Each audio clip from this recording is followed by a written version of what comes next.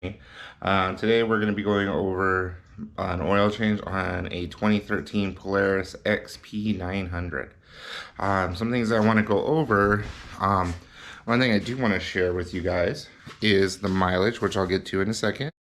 So currently on my Razor, I have just over 6,000 miles with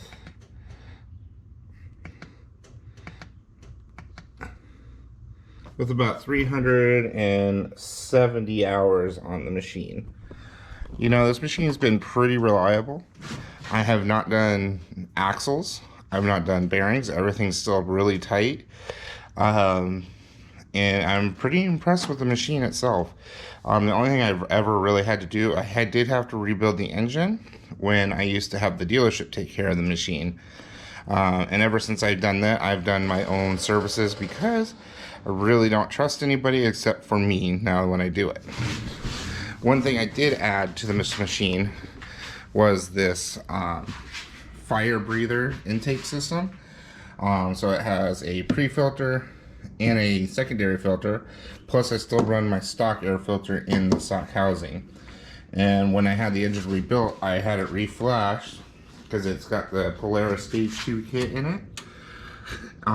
And you know, it made a pretty big improvement, which I was very excited for.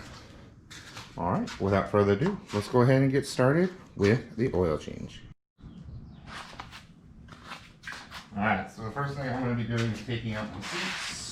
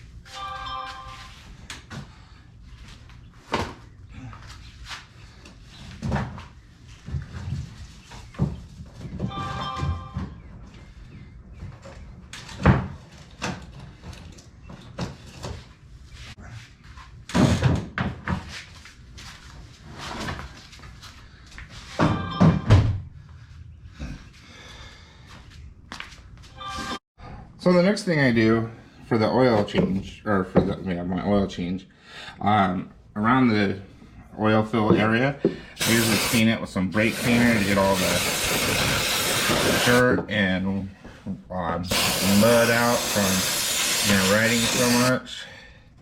I know there's probably better ways to do it. That's the way I've always done it. It seems to work pretty well. I do sometimes worry about it getting into the spark plugs. But usually I've never had that problem, so I'm pretty happy with that. Alright, so the next thing you gotta do is take this panel off that's right here. Okay, to get behind here so that you can get to your oil change, your oil filter, and the dipstick. Now since I have straps on mine, it's a little hard to hold this up, so I have to kind of hold it while I'm working. Alright, some of you already know the underside of a Razor. Mine's got a lot of scrapes on it. You're going to notice a couple of drain plugs. One, this is for your gear case, right back here for your transmission axle. And then up in here, as I'm crawling underneath, you're going to see the oil change. And you can see it's an Allen key. So we'll need to get the right Allen key and start draining the oil out of this machine. So right now we're trying to get the oil drain plug out.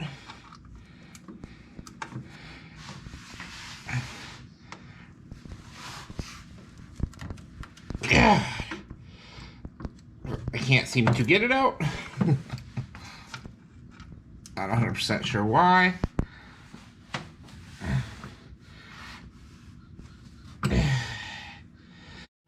So I couldn't find my 6mm Allen. Well, actually, I did find one, but I couldn't twist it hard enough because I didn't have enough leverage. So I went and bought one for my ratchets. So I'm very excited for this. There we go. So now I have a little bit more leverage on it. Or not. Oh. That's amazing. Alright. Alright, so now we're gonna go ahead and drain our oil.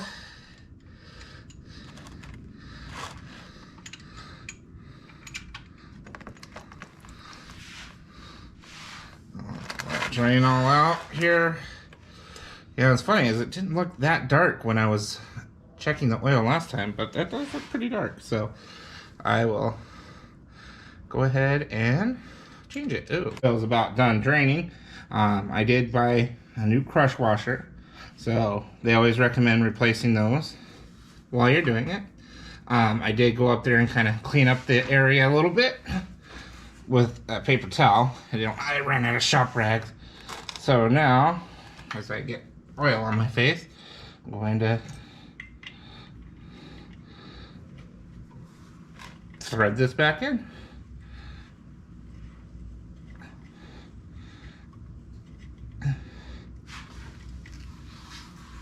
Tighten it up a bit.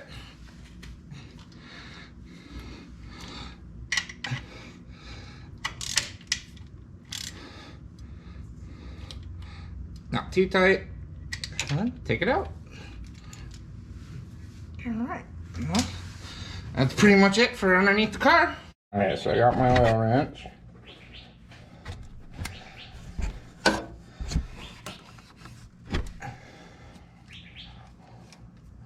And as you can see, I have a paper towel down there because that kind of helped control some of the oil spill.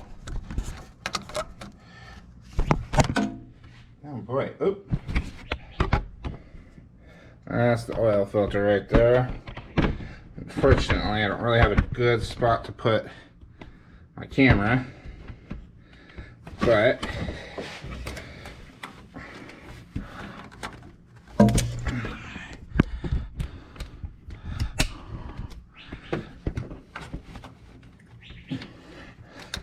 so after you break it free, it's pretty easy to get off.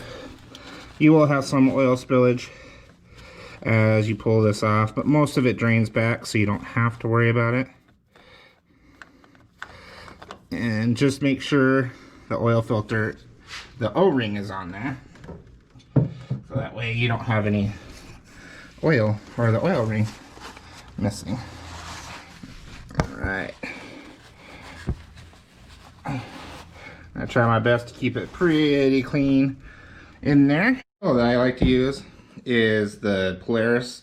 I use the full synthetic heavy duty red label one because I do live in Arizona and it does get hot, and I do ride this fairly quickly. So, and I want it to be protected as best. So most of this here is we gotta make sure we put a little bit of oil on the O-ring so that it seats correctly and it's not a booger when we put it on, or when we take it off the next time we do an oil change. Alright, so I just get a little oil on my finger and lube it up. Okay. Alright. So, okay, let's go ahead and put this back on the car. Alright.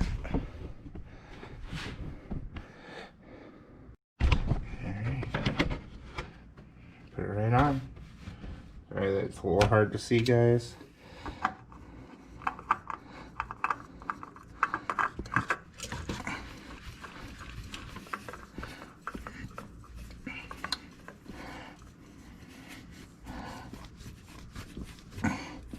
I usually do one more turn and it should be seated. Alright, that's pretty much changing the oil filter.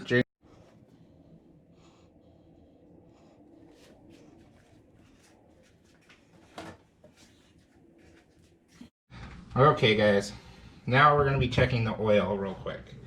Make sure it is full. I'm going to make sure the oil level is where it is supposed to be. Never really check it on the first pull, so I always pull it out, clean it off, stick it back in, check it. And it's right in between, if you can see it, right in between the hash marks. Alright. That includes an oil change on a Polaris RZR XP900. Thank you for watching. If you liked that video, please give me a thumbs up and a subscribe, and thank you for support. If you'd like to see a video of how I do my pre and post ride inspections after I go riding and before I go riding, please leave a comment in the comments below.